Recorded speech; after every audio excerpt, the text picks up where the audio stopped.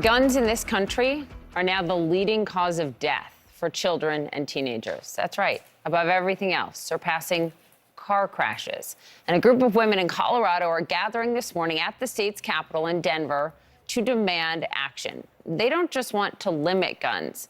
They are calling for a ban in the state, a complete ban of guns. The organization is called, and the event is called Here for the Kids. And they say they're going to hold a sit-in, quote, until Governor Jared Polis signs an executive order to ban guns and implement a statewide buyback program. I should note this group is founded by Black, Indigenous women of color and, quote, respectfully asks white women to put their bodies on the ground because, quote, historically white women are the least likely to be brutalized by police. Joining us now are two moms who are in Denver to support this anti-gun movement, actress Lake Bell and co-host and managing editor of Daily Blast Live, Sam Shocker. Ladies, mothers, activists using your voice, thank you for joining us this morning. Thank you for having us, Poppy. Lake, make the case. Why are you doing this? I mean, I don't think you have to be a mother to see the logic in prioritizing children's lives over gun ownership. It's sobering, and it's painful to think that we've become sort of numb to even how grossly out of control the problem is. And I was just saying to Sam that I just feel like I'm so encouraged by how many grassroots organizations have shown up today, but then additionally, people who don't have children. You don't really need children to understand that guns being the #1 killer of children in this country is a message and is a reality to fight for. It's a national crisis. We're in an emergency. We are in a national emergency, Poppy. And for anyone that doesn't believe that, you're conditioned and you're numb to what's happening. I also think it's not really, it's not partisan.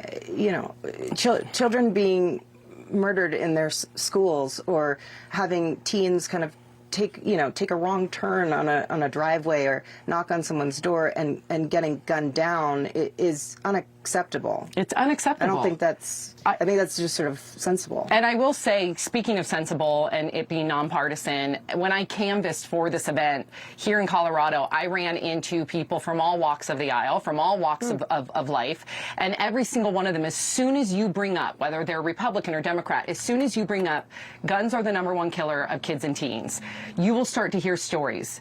Yes, my nephew lost his life to suicide via firearm, or yes, my daughter was at Columbine, or yes, my child was right outside of the Aurora school shooting. So even when our children survive these traumatic events, you still have to realize everyone talks about mental health. Of course, mental health is ingrained in this.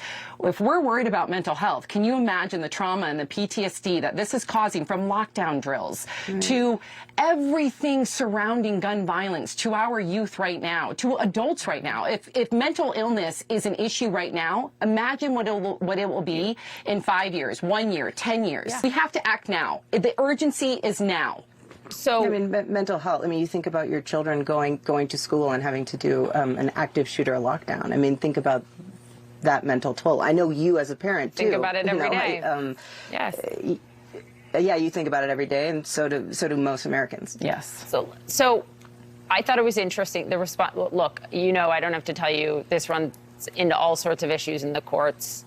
The Second Amendment, how the Supreme Court has ruled, would make this unconstitutional at this point. That's just a point of fact.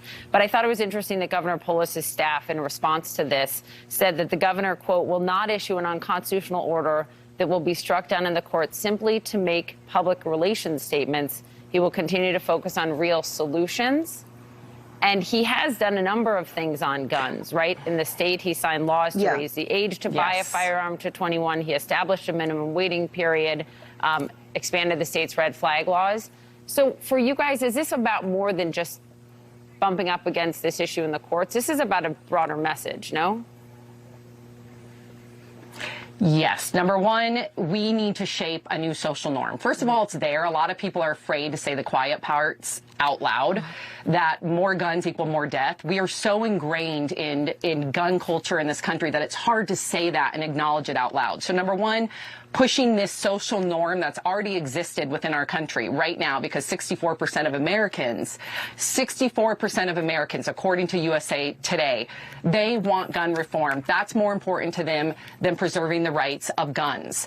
So at the end of the day, is it unconstitutional? Yes, but so was slavery. We abolished slavery. So there's many things about the Constitution that can change. Amendments, it's meant to change. And then jump in, please, No, Lake. yeah, I was just going to say, I think, you don't have to be a constitutional scholar to understand that the Constitution is a living document. It's up for amendment. It's up for evolution. That's our privilege as humans to evolve. I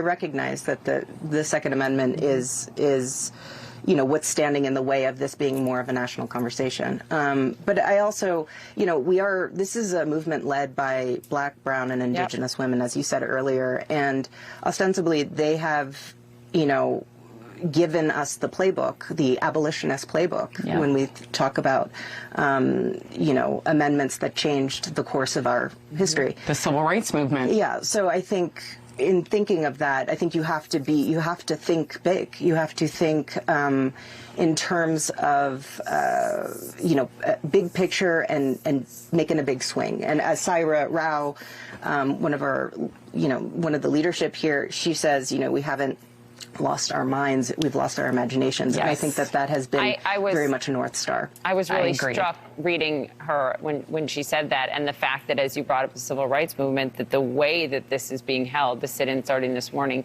is really modeled on the 1965 Selma to Montgomery marches. I wish we had more time, but I think you guys are going to be there for days, so please come back, Lake and Sam, and join us. Thanks very much. Thank you for your support. We appreciate it. Thank you.